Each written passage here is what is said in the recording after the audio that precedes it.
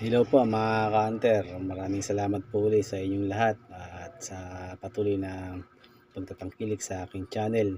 At pasensya na nga po kayo at ngayon lang po ulit tayo nagkaroon ng pagkakataon para magbigay alam at mag-vlog po sa channel na to kasi busy po tayo. Maraming salamat po ulit sa inyong pag-uunawa at pag-iintindi.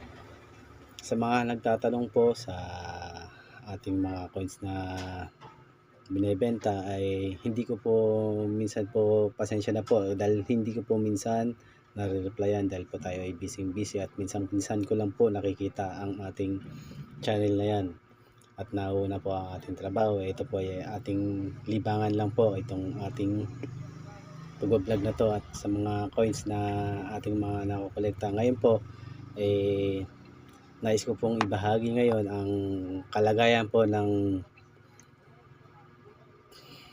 year 2000 na 10 peso na pag-uusapan po natin ngayon. DSP series po na year 2000 na ito po ay isang rare na po ang year 2000. Ngayon po aalamin po natin sa numista ito pa ay magkano nga po talaga ang halaga ngayon sa ngayon po sa numista itong year 2000 na 10 peso. Ito po isang rare na po at bihirang-bihira na rin po makikita sa sirkulasyon.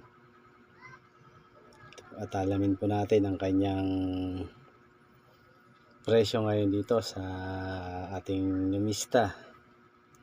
Ang kanyang very fine ay 26 pesos po. Ang extra fine ay parehas lang din po ng very fine ay 26 pesos. Ang AU na uncirculated ay 82 pesos. Pero po ang kanyang uncirculated ay 180 pesos. Pero ito po ay isang rare na po at depende na po sa mga kolektor kung magkano po bibilhin. Basta maganda po ang inyong coins na bibenta sa ating mga kolektor. Kung ito po ay talagang maganda ay pwede nyo pong ibenta ng 200, 300, ganyan po at depende na po sa pag-uusap ninyo. Basta maganda po ang inyong coins, lalo na po at makintab at makinis na makinis ang inyong coins na year 2000 na 10 peso. Ito po ay isang rare na rin po mga ka-hunter. Maraming salamat po hanggang sa muli, hanggang sa muli po at maraming salamat po sa nagtatangkilik ng aking mga channel at pasensya na po at minsan lang po tayo mag-vlog dahil busy po tayo sa ating trabaho mga ka-hunter. Maraming salamat po sa muli. God bless.